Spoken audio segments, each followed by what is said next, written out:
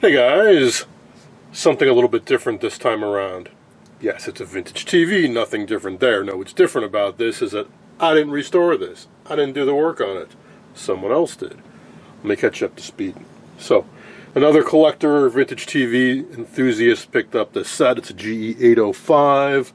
I believe that's one of the Bakelite cabinet variations. He went through it carefully, did a recap, put some very nice tubes in here, like mil-spec tubes. But he ran into some issues that he just couldn't resolve. He sent me some videos of the set working, asked me what I thought. I think I gave him some tips. Nothing panned out, so he asked me, hey, if I ship you the chassis, can you take a look at it? I said, sure. So let me catch you up to speed on what's happened. So he went through and replaced all the electrolytics, all the paper caps, and some of the micas and out-of-spec resistors.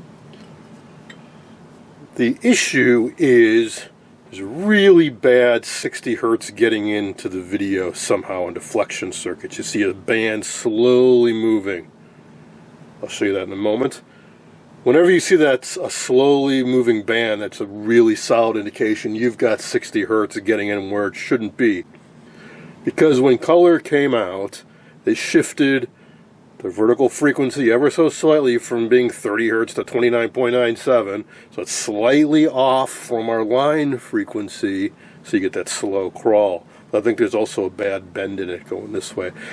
Something's not right. But it does get reception, does get sound and images coming through, so we're not totally at a loss here. He sent me a note on what he did, and I visually reviewed it. Nothing jumped out at me immediately. There's some stuff that the leads could be dressed a little bit better, but other than that, no. My first thought was it's a series-strung set. That it's a little unlikely, but not impossible, for there to be a heater cathode short or excessive grid leakage to the cathode or filament, something like that, that's letting 60 hertz creep through from the filament supply into the circuitry. So I popped out all the tubes in the IF video. Everything's fine. Not only that, but he splurged on some primo tubes. So these aren't just your typical 6AU6s, they're 6136, which is the ruggedized military. These are Jan tubes, Joint Army Navy, so they all test excellent. No excessive grid leakage, no HK shorts. Still got a few octals to test, so we're not completely eliminating that yet, but I think it's unlikely. Let me pop these back in and fire it up and show you what's going on. Okay, got the set warming up here. So, see that black band moving up through there?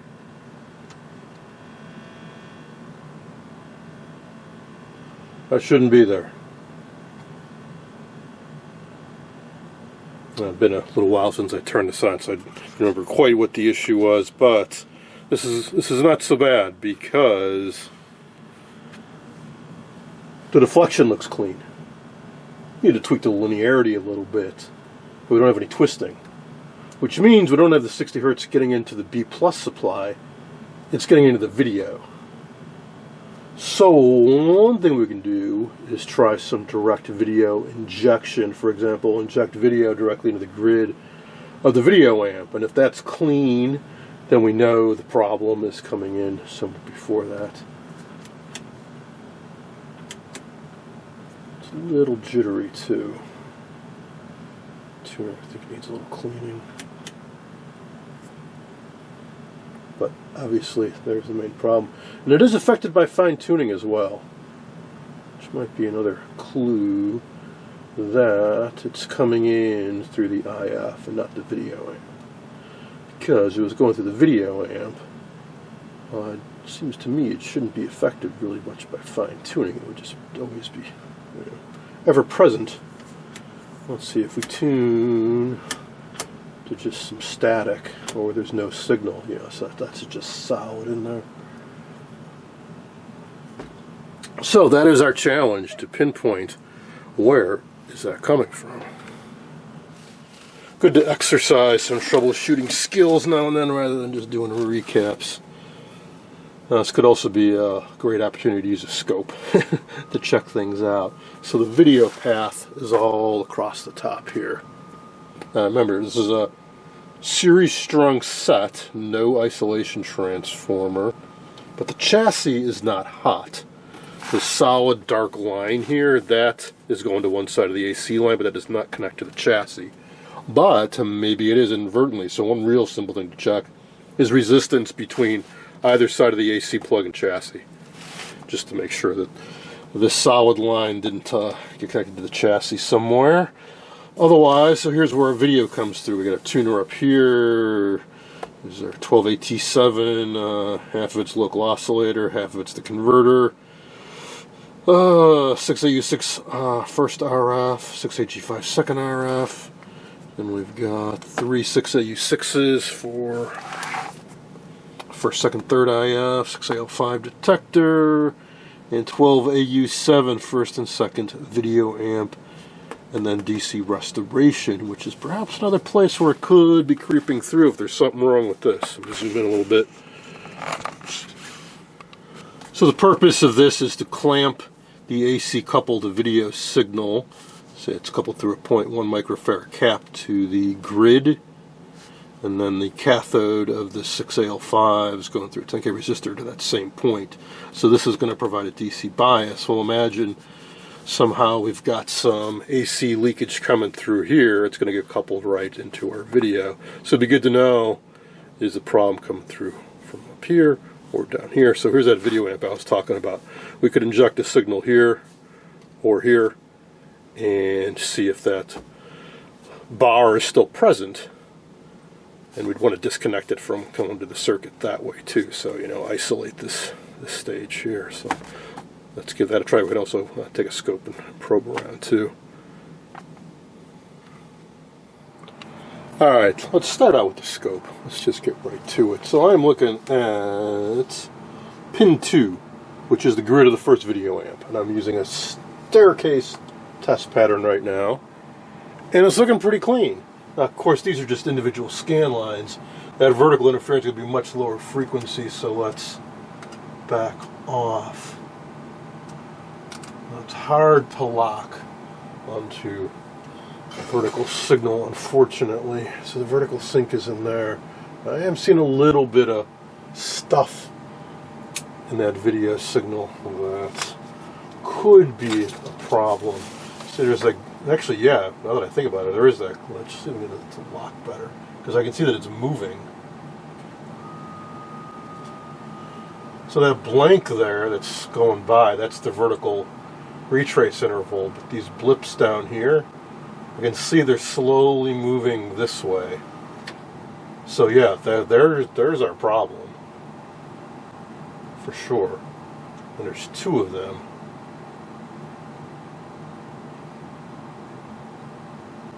It depends. I mean, on some frames, it depends where it is. It's sliding along through there. So yeah, we definitely, the problem is somewhere upstream of that. So let's, well, be a little tricky, but let's poke around. Well, I've now shocked myself twice working on the set. Not major shocks, just little knuckles brushing because of this. The fuse holder, which is going to the AC line, is just sticking out right here in the open with nothing to shield you from it. So yeah, it's an isolation transformer. It does not mean you cannot get shocked. So we are going to take care of that, at least temporarily. A bit of electrical tape. Power is not applied right now. So another thing I've done is disconnected this cap down here. This guy is the 0.02 microfarad coupling cap going to pin 7, grid of the second video amp. So we're going to inject the signal right there and see if it comes through clean. Alright, this is good with that cap disconnected, so nothing coming in from the IF. We have a clean raster, no moving bar. Now I'm going to feed in my injected signal, And there it is. Let's turn down the brightness a little. So, no problems there, meaning it's not the power supply. There's something coming through on the IF. Now we get to figure out, well, where's it coming from. By the way, here's video signal. Notice we don't have that traveling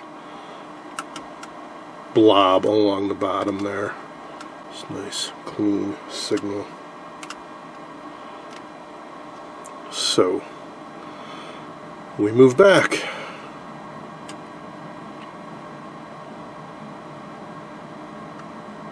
Really wish I'd been able to score the 2464 Tektronix that had the TV options in it to lock onto frames and whatnot, but can't have everything. Now I've gone back a stage and I'm injecting a pin 2. Now I didn't want to have this interfering with it, so I disconnected that coil, which means the grid is attached to nothing.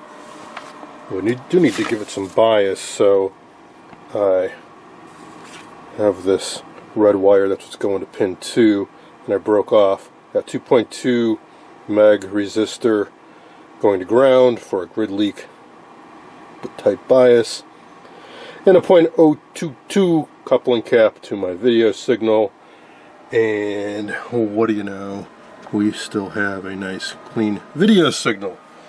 So the problem lies somewhere before this. So we know everything is good up to this, up to this point. So problem could be anywhere along in here. So what I'm going to do is visually inspect things, because I noticed a couple of these peaking coils were coming awfully close to being shorting on one of their ends. So I want to double check that. Now what's curious to me is that the problem is in this. There are basically no paper caps in this. I don't think you did any work, and you normally don't need to do a whole lot of work in this area because it's higher frequency, so you get ceramic caps, mica caps, and the few paper caps that are there are typically for just RF bypass filtering. So I was pointing the camera up here. This is sound. That's not the video I have. Video I have is down in here where I have my leads, and there's really nothing there. I mean, there are some things. So those big guys there with the red and black stripe, those are inductors. Those are in line with the filament. They're filament chokes. We got some ceramic discs, a bunch of ceramic disc caps, and a bunch of chokes, or rather coils. Some chokes. Some are traps. We didn't do a whole lot of work, but see, like this guy up here, that is coming on its left end. It's brushing up right against an insulated wire. So that's the kind of stuff I want to check for. Those aren't supposed to be connected together, I don't think. Or maybe they are. I don't know. But I want to make sure the work he did do, something didn't inadvertently short. There's not a blob of solder on stuff. So yeah, the IF is down. The video kind of runs right to the middle of the chassis. So that's first IF, second IF, third IF, detector, and video amp. So we're talking this stuff here, where there's not a whole lot of stuff going on. So no, the power supply seems to be clean, because there's no problem with the raster, and there's no problem if I directly inject a video signal. Now, the problem with me thinks, oh, you just start going through the IF stages and inject. I don't have, not up on the workbench right now, something that can inject the IF frequency this set uses, which is going to be around 22 megahertz. This only does 44. I do have some older bits of equipment, like a B&K 1077B that I could fire up if need be, but mine's a little flaky, and I've generally have more trouble than it's worth when I try using it. So let's see if we can just double check things by inspection. There's something else I can do too that I tell people to do all the time, but typically it's when you have problems that are more severe than this, which is the voltage and resistance chart in the SAMs, especially this. Like if we had no image or no raster or something like that, I would recommend going through this. That's something I can do. It checks the resistance generally between ground and every pin on every tube, which lets you identify wiring problems, but it looks like there really wasn't much work done in that area. So yeah, I mean, of course anything's possible. A wire could have broken from the original factory, you know, work, or there could be a faulty tube socket or something like that. Anyways, I'm going to proceed with just visual inspection. Got my own meter handy. Just verify some basic stuff. Well, I poked and moved things around and made sure that nothing was touching anything else, and I hooked it all back up, and I'm feeding RF through the antenna inputs, and it seems to be working fine now, at least in terms of the video. So yeah, neatness matters, lead dress matters. I can't say for sure exactly what was touching what or what was loose, because I can't get the problem to come back, but there we go. Now there is another issue though, unfortunately. Now I'm not going to write this off as being a problem until I hook up a different video source, but we don't have any sound, or it's barely there. However, if I go off channel, it's much louder.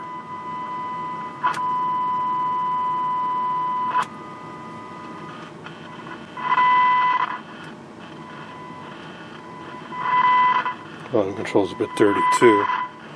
So I have the volume turned up about 1/3 of the way. It should have decent volume, and it's just not there unless I go off channel. And fine tuning is not bringing it in. It could simply be a matter of tweaking the oscillator slugs for this channel, assuming there are slugs you can adjust.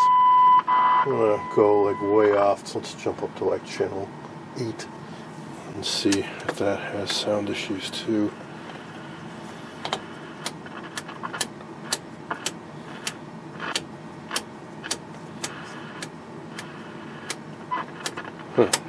Can't even get anything in. In other words, I'm trying to figure out, is the sound problem isolated to channels 3 or 4, or is it across the dial? I can't even find. Oh, okay, we're close. Yeah, I think this tuner is a bit messed up. It's not helping matters.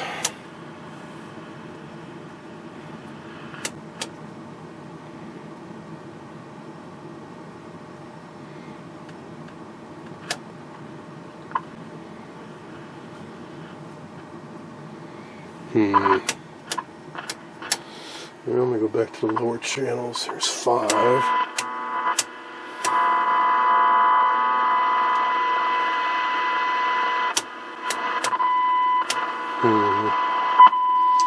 And now back on 4.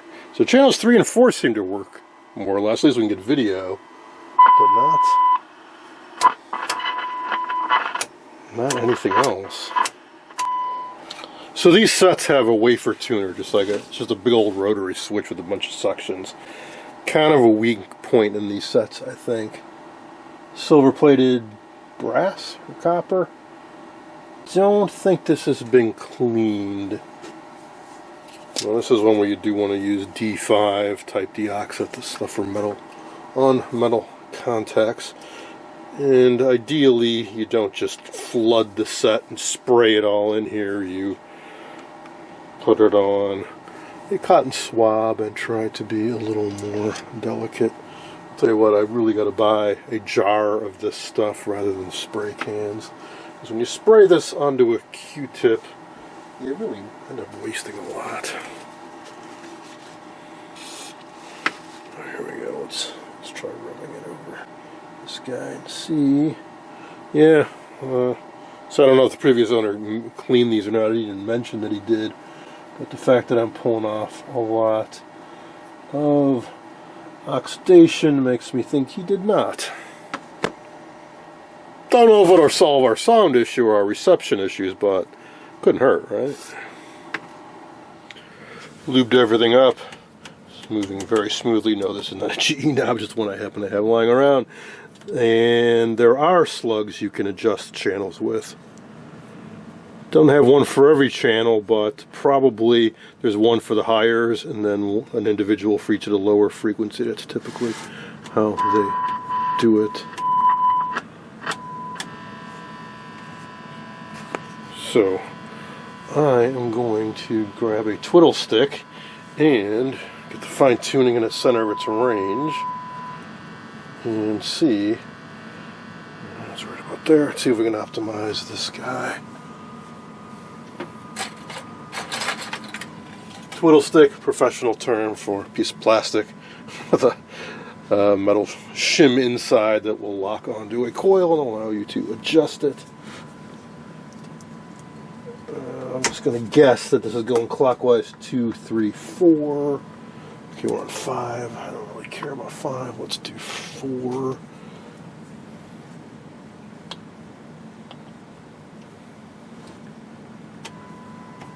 Alright, so 2, 3, so if my guess is right, this is 4.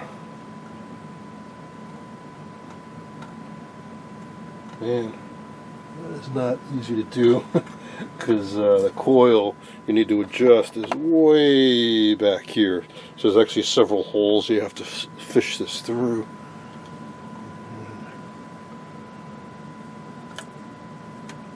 I gotta put this set on its side. Turns out there's one coil, this is one closest to us, that I think is kind of an adjustment across the board. And that one is, you can get a tool all the way through. So I've tweaked it a bit. And now I am getting sound with a good image. So next up I want to do is hook up an over-the-air converter box. And let's get some actual programming going through this set and make sure it's working right.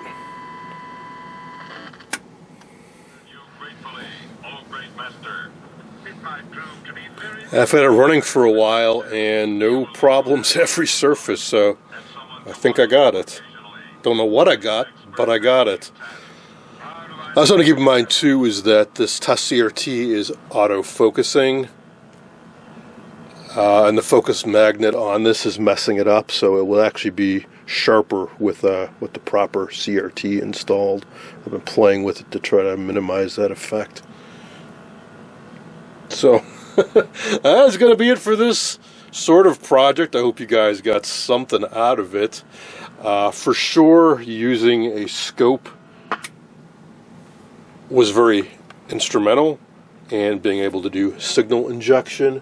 So I was able to pretty quickly realize that we definitely had some ripple getting into the video amp, the back of the chassis, and then by disconnecting that and injecting the signal, I was able to determine that from that point on everything was working right.